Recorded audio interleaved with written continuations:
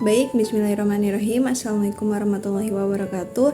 Saya Halifah Nurjana akan membawakan materi dengan judul Definisi Ekosistem Halal. Ekosistem yang terjadi antar manusia menunjukkan interaksi sosial berupa hubungan individu dengan individu, individu dengan kelompok, dan kelompok dengan kelompok. Dan setiap kegiatan dalam hubungan hasil interaksi yang berlangsung menimbulkan perubahan yang cukup baik di dalam sosial. Misalnya cara hidup yang baik dari individu maupun kelompok. Selain itu, cara hidup ini menentukan sikap untuk memenuhi kebutuhan hidup dan kolektif. Istilah halal identik dengan bahan pangan, contohnya makanan dan minuman secara khusus. Hal ini sudah sering dibahas dalam Quran Surah Al-Baqarah ayat 168 dan Quran Surah Al-Ma'idah.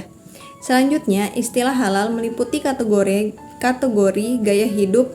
Arti halal secara luas meliputi seluruh hal tentang kehidupan dan gaya hidup. Pada dasarnya, halal merujuk pada kegiatan syariah. Nah, sedangkan ekosistem halal merupakan suatu sistem kompleks dalam jaringan bisnis, institusi, lembaga pemerintahan, dan organisasi yang non-pemerintahan. Sekurang-kurangnya terdapat 5 sektor dalam sebuah ekosistem halal, yaitu barang, jasa, infrastruktur, sumber daya manusia, dan dukungan pemerintahan.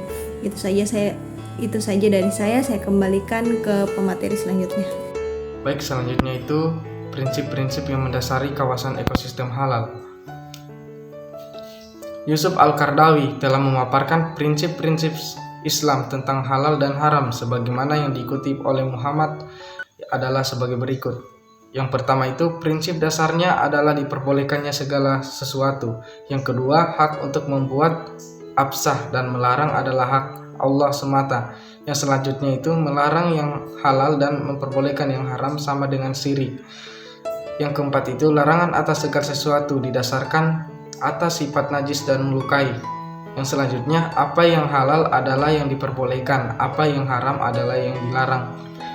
Selanjutnya, apa yang mendorong pada yang haram adalah juga haram. Yang selanjutnya, menganggap yang haram sebagai halal adalah dilarang. Selanjutnya, niat yang baik tidak membuat yang haram bisa diterima. Selanjutnya, hal-hal yang merugikan sebaiknya dihindari. Selanjutnya, sesuatu yang haram terlarang bagi siapapun.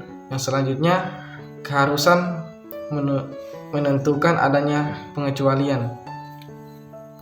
Baik, saya akan melanjutkan materi dari rekan saya sebelumnya mengenai prinsip-prinsip yang mendasari kawasan industri ekosistem halal.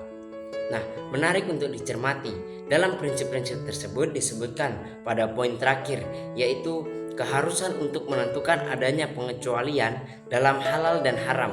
Nah, pengecualian yang dimasukkan dalam prinsip tersebut tujuannya agar tidak terjadi sesuatu yang berkembang di masyarakat dan belum ada hukumnya. Maka masyarakat diperbolehkan untuk menggunakan selama belum ada alternatifnya. Misalkan hukum bunga bank yang telah ditetapkan oleh MUI yaitu kan haram. Namun pada bagian akhir dari fatwa tersebut terdapat usul yang intinya adalah apabila di wilayah belum ada lembaga keuangan syariah dan ataupun jika ada namun sulit dijangkau, maka diperbolehkan untuk menggunakan layanan lembaga keuangan konvensional. Fatwa MUI nomor 1 tahun 2004. Nah, selanjutnya memaknai konsep halal dan haram sebagai batasan dalam berbisnis syariah tidak hanya pada barang atau produk yang dikonsumsi saja, akan tetapi juga mencakup seluruh aktivitas yang dikerjakan oleh umat manusia. Misalkan saja pendapatan yang kita peroleh setiap bulannya, apabila pendapatan atau gaji yang kita peroleh berasal dari cara yang tidak halal, maka barang yang kita belanjakan dan kita konsumsi dari uang tersebut juga ikut menjadi tidak halal.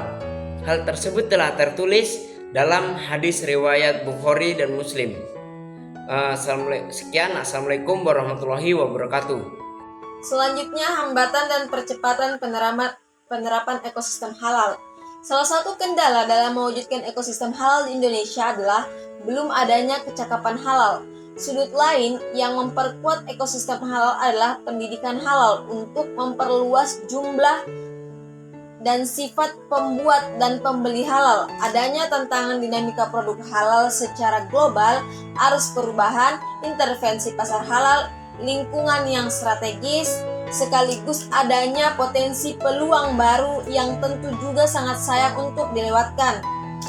Gagasan instruksi halal adalah jenis pemahaman masyarakat, pengontrol, pendukung keuangan dan pelaku industri yang mengkonsumsi, mengawasi, dan membedah.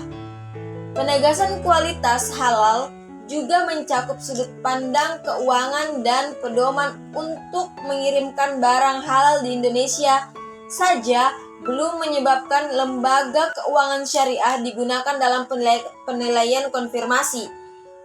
Penunjuk uang adalah salah satu penanda kehalalan suatu barang karena keuangan sangat mungkin merupakan sumber atau hulu atau kontribusi paling awal untuk pengembangan barang halal.